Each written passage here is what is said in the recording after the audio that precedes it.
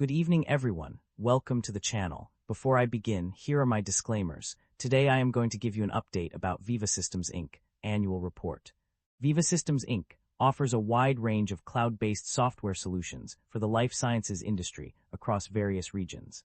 The company's services can be broadly categorized into four main areas: Commercial Cloud, Data Cloud, Development Cloud, and Quality Cloud. The Commercial Cloud includes Veeva Vault CRM Suite, Veeva Medical, Veeva PromoMats, and Veeva Crossix. These solutions provide pharmaceutical and biotechnology companies with tools for managing customer relationships, medical content, digital assets, and analytics. Veeva's Data Cloud consists of Veeva Open Data, Veeva Link, Veeva Compass, and Veeva CRM Pulse. These services offer customer reference data, deep data, de-identified patient data, and access to multi-channel engagement metrics. The Development Cloud includes Veeva Clinical Platform, Veeva Clinical Data Management, Veeva Safety, and Veeva RIM.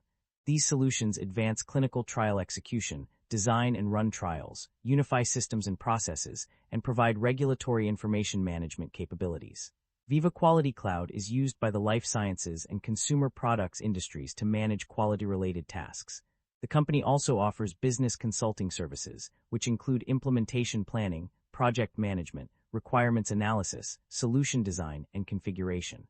In addition to these software solutions, Veeva provides professional and support services such as training, ongoing managed services, technical consulting, data migration, systems integration, and outsourced systems administration. Veeva Systems Inc.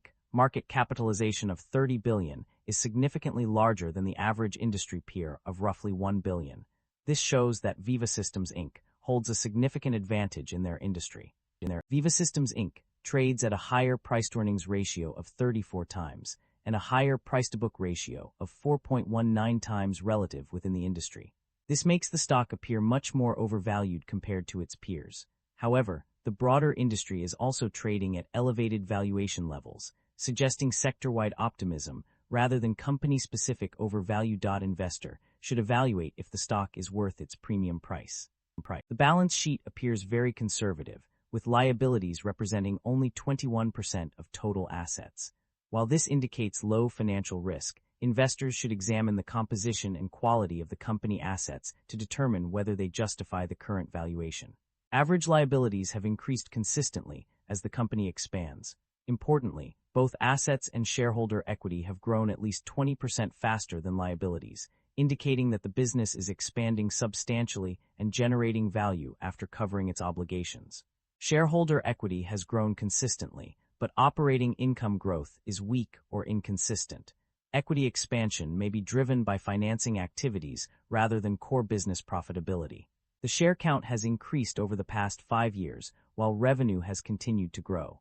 This suggests the business may rely on shareholder dilution to fund expansion. Investors should closely monitor whether growth can eventually be sustained without dilution. The income statement shows that the company have been growing its revenue annually, but the operating income have not been increasing. This shows that the business is under pressure with rising cost.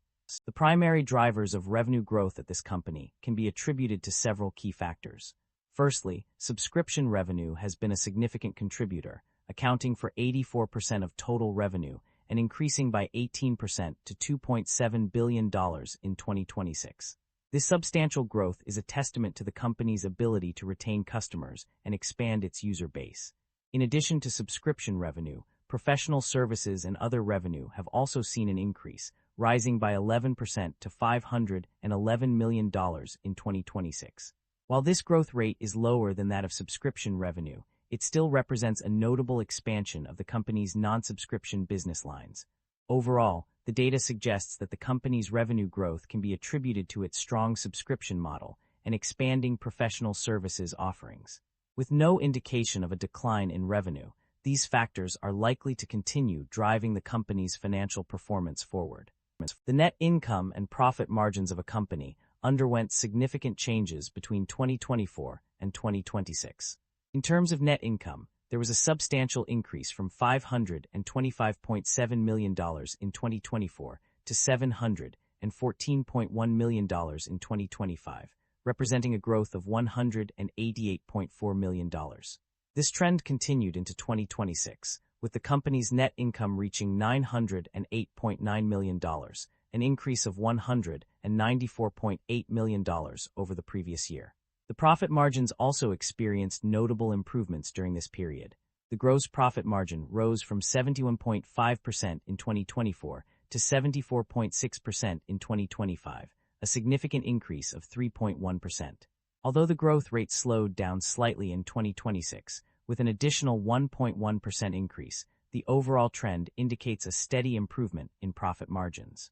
The reasons behind these changes are not explicitly stated, but it can be inferred that the company's efforts to optimize its operations and improve efficiency have contributed to the increases in net income and profit margins. The company's financial performance indicates a strong ability to generate cash from its core operations. A key indicator of this is the operating cash flow, which measures the amount of money generated by the business before considering financing activities. In this case, the company has reported an impressive $1.415 billion in operating cash flow. This figure suggests that the company's operations are generating sufficient funds to cover its expenses and invest in growth initiatives, thereby indicating a positive trend in its financial health.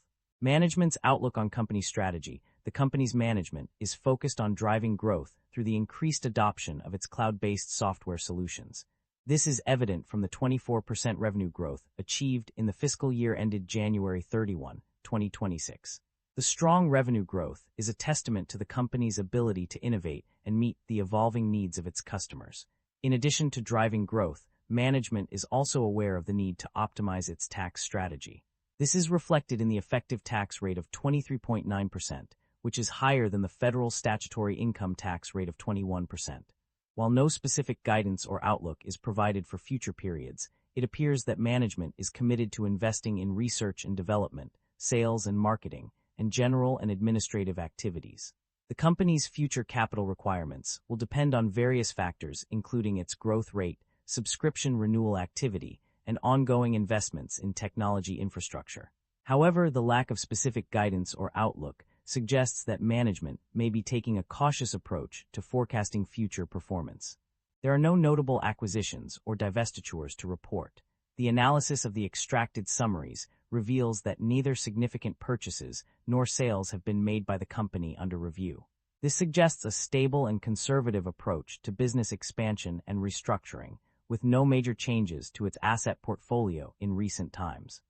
The company has not paid any cash dividends on its capital stock. This information is directly stated in the extracted summaries. However, there is a mention of a related activity that may be worth noting. In the section discussing the company's cash flow statement, it is mentioned that $0 million was spent on dividends paid. It appears that the company has not engaged in share buybacks, as no transactions were reported for this purpose. That concludes the financial summary for Veeva Systems Inc.